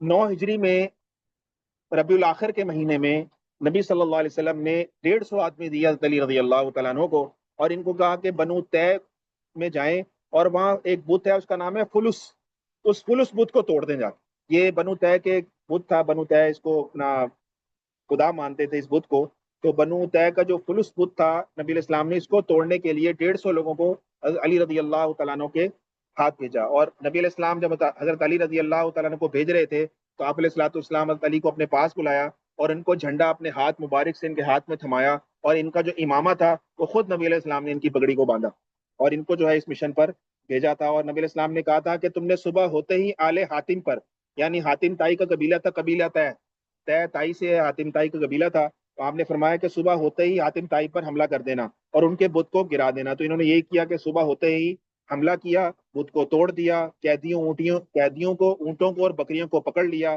اچھا، ان قیدیوں میں عدی بن حاتم کی بہن بھی تھی، یہ حاتم تائی کے بیٹے تھے عدی بن حاتم، یہ تو بھاگ گئے جب انہوں نے دیکھا مسلمانوں نے قبضہ کر لیا ہے ہمارے علاقے پر، تو یہ تو بھاگ گئے، لیکن ان کی بہن جو تھی وہ بھاگ نہیں سکی، اور وہ جو ہے وہ قابو آ گئے مسلمانوں کے۔ اور پھر علی رضی اللہ تعالی تمام قیدیوں کو اور تلواروں کو اور خزانے کو جتنا بھی ان کو یہاں سے ملا سب کو لے کر کے مدینہ منورہ نبی صلی اللہ علیہ وسلم کے پاس اس موقع پر لے آئے تھے۔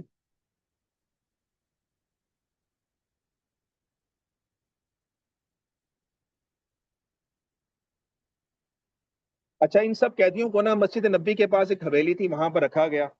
اچھا، جب رکھا گیا تو ایک نبی علیہ السلام وہاں سے ایک دفعہ گزر رہے تھے، تو حاتم تائی کی جو یہ بیٹی تھی نا، انہوں نے نبی علیہ السلام کو دیکھا تو آواز دی، یار کہا کہ یا رسول اللہ، باپ میرا فوت ہو گیا ہے، بھائی میرا بھاگ گیا ہے، اب آپ مجھ پر احسان کر دیں، آپ کی بڑی مہربانی ہوگی۔ نبی علیہ السلام نے فرمایا اچھا، نبی علیہ السلام نے فرمایا کہ اس کا، اچھا اس عورت کا نام تھا صفانہ، صفانہ اس عورت کا نام تھا۔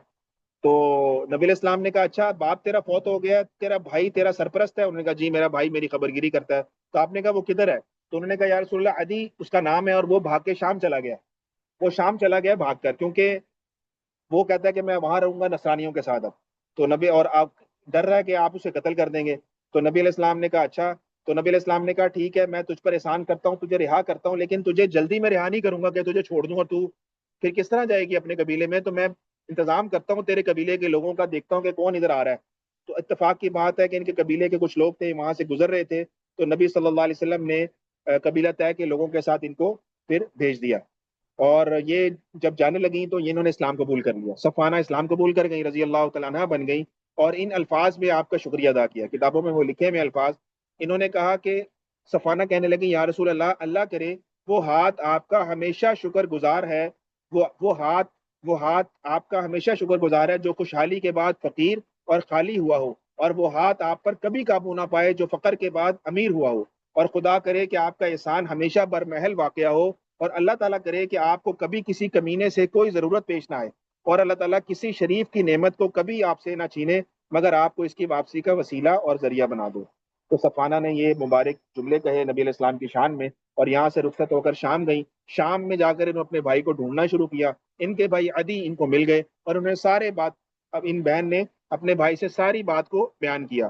تو پھر عدی جو ان کے بھائی تھے انہوں نے اپنی بہن سے پوچھا کہ تمہاری کیا رائے ہے اس سارے صورتحال میں؟ تو صفانہ کہنے لگی اللہ کی قسم میں یہ مناسب سمجھتی ہوں کہ تم جتنی جلدی ہو سکے ان سے جا کر مل لو، یعنی نبی صلی اللہ علیہ وسلم سے جا کر مل لو، اگر وہ نبی ہیں تو ان کی طرف دوڑنا اور سبقت کرنا باعث فضیلت بن جائے گا، اور اگر وہ بادشاہ ہیں تو ہمیشہ کے لیے باعث عزت تو ہے ہی۔ تو یہ جب عدی نے سنا تو کہنے لگے میری بہن تیری رائے واقعی بڑی قابل قدر ہے، اللہ کی قسم رائے تو یہی ہے جو تو نے بات کی ہے۔ بہرحال یہ عدی بن حاتم کے بارے میں آتا ہے کہ یہ فوراً پھر گئے، سفر کیا، انہوں نے نبی صلی اللہ علیہ وسلم کی خدمت میں حاضر ہوئے اور اسلام قبول کر کے رضی اللہ تعالیٰ عنہ بن گئے۔ تو یہ واقعہ بھی اس موقع پر پیش آیا جو حضرت علی رضی اللہ تعالیٰ عنہ کا واقعہ۔ اچھا، اس کے بعد نبی صلی اللہ علیہ وسلم نے ایک اور حضرت علی کو بھیجا تھا ایک اور مشن کے اوپر، اور وہ یمن کی طرف آپ کو بھیجا گیا تھا۔ اچھا، حضرت علی رضی اللہ تعالیٰ عنہ اس سے پہلے بھی 2 مرتبہ یمن جا چکے تھے۔ بہرحال اس سفر میں نبی صلی اللہ علیہ وسلم نے ان کو جو جھنڈا باندھ دیا اپنے ہاتھ سے عطا فرمایا تھا اور اپنا امامہ پہنایا تھا، اور نبی علیہ السلام نے ان سے یہ کہا تھا کہ تم نے ان کے علاقے میں جانا ہے لیکن لڑائی خود شروع نہیں کرنی، جب تک وہ شروع نہ کرے نا تم نے نہیں لڑنا۔ تو انہوں نے کہا ٹھیک ہے۔ 300 لوگ نبی علیہ السلام نے ان کو دیے تھے، اور یہ لشکر تھا جو کہ مختلف جگہوں سے ہوتا ہوا ان جگہوں پر پہنچا تھا، اور یہاں پر ان کو بہت سارا مال غنیمت ملا، لونڈیاں ملی، غلام وغیرہ ملے، اور حضرت علی رضی اللہ تعالیٰ عنہ جو ہے وہ دشمن کا آمنا سامنا ہوا، اور اسلام کی دعوت دی پہلے حضرت علی نے، لیکن دشمن نے اسلام جو ہے وہ قبول نہیں کیا، بلکہ نیزے پھینکنا شروع کر دیے، پتھر مارنا شروع کر دیے۔ تو پھر حضرت علی نے اپنے لشکر کی صف بندی کی، اور جو ہے وہ مسعود بن سنان سلمی کو پرچم دیا، اور پھر اہل مزہج پر حملہ کیا، ان میں سے 20 آدمی قتل کیے۔ جب ان کے 20 آدمی قتل ہو گئے تو ان کے پاؤں اکڑ گئے اور وہ شکست ہو گئے، اور وہ منتشر ہو کر بھاگ گئے۔ حضرت علی نے ان کا تعاقب کرنے سے لوگوں کو روک دیا، اور پھر ان کو اسلام کی دعوت دی، تو انہوں نے فوراً اسلام جو ہے وہ قبول کر لیا۔ تو اس موقع پر یہ بھی غزوہ جو ہے وہ پیش آیا۔ اچھا، آخری سریہ ہے جو 9 ہجری کا بتا رہا ہوں آپ کو، ربیع الاول میں ہوا ہے۔ اکاشا بن محسن اسدی رضی اللہ تعالیٰ عنہ کو نبی علیہ السلام نے بھیجا تھا ایک علاقے کی طرف۔ یہاں پر قبیلہ تھا عزرا، عزرا قبیلہ تھا، علاقہ تھا جناب۔ یہاں پر عزرا اور بلی قبائل رہتے تھے، تو یہاں پر یہ جو ہے واقعہ پیش آیا تھا، اور اس کی تفصیل زیادہ نہیں ہے، بس اس میں یہ ہے کہ یہاں پر یہ تشریف لے کر گئے۔ تو یہ ہمارا الحمدللہ آج کا سبق ہے۔ آگے غزوہ تبوک انشاءاللہ بیان شروع ہوگا۔ غزوہ تبوک 9 ہجری کا بڑا واقعہ، جس کو جیش الاسرا بھی کہتے ہیں، اسرا کہتے ہیں تنگی کو، عربی اردو میں بھی استعمال ہوتا ہے اسرت، تنگی کے معنوں میں۔ تو جیش الاسرا کی اس وقت مسلمان جو ہے انتہائی تنگی کی حالت میں تھے، قحط کا سا سما تھا مدینہ میں، فصلیں ہو نہیں رہی تھیں، تو یہ بہت زیادہ تنگی کے حالات تھے۔ تو غزوہ تبوک جو ہے وہ اس موقع پر ہوا تھا، اور یہ دور کا سفر تھا، یعنی 778 مائلز، 778 میل، تقریباً 1200-1400 کلومیٹر بنتا ہے یہ مدینہ سے۔ اتنا لمبا سفر، اور گرمی شدید، اور جو ہے وہ کھانے کے لیے ہے کچھ نہیں۔ تو یہ حالات تھے ان مسلمانوں کے، جو مسلمانوں نے اس جو ہے وہ غزوہ تبوک کے لیے سفر کیا ہے۔ تو 30,000 مسلمان تھے جو کہ اس موقع پر جو ہے نبی علیہ السلام کے ساتھ تھے۔ تو اس کا انشاءاللہ بیان، تفصیلی بیان انشاءاللہ آپ کے سامنے نیکسٹ ویک آپ کو انشاءاللہ بتائیں گے۔ ابھی کسی ساتھی کا سوال ہے آن لائن میں سے، آن سائٹ میں سے، تو بتائیں۔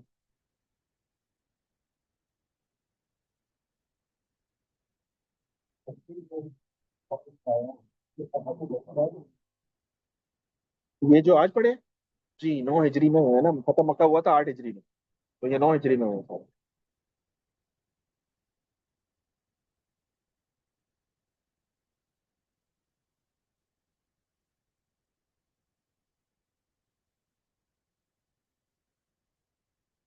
دعا کر لیں۔ اللہم صلی علی سیدنا مولانا محمد وعلی آل سیدنا مولانا محمد وعلی آلہ وبارک وسلم۔ اللہم ربنا آتنا فی الدنیا حسنة وفی الآخرة حسنة وقنا عذاب النار۔ اللہم ربنا ظلمنا انفسنا وإن لم تغفر لنا وترحمنا لنکونن من الخاسرین۔ اللہم انا نعوذ بک من شرورہم وأعوذ بک اللهم ربنا آتنا في الدنيا حسنة وفي الآخرة حسنة وقنا عذاب النار۔ اللهم ربنا ظلمنا أنفسنا وإن لم تغفر لنا وترحمنا لنكونن من الخاسرين۔ اللهم صل على محمد النبي الأمي وعلى آله وسلم تسليما، وصلى الله تعالى على خير خلقه محمد وآله وأصحابه أجمعين برحمتك يا أرحم الراحمين۔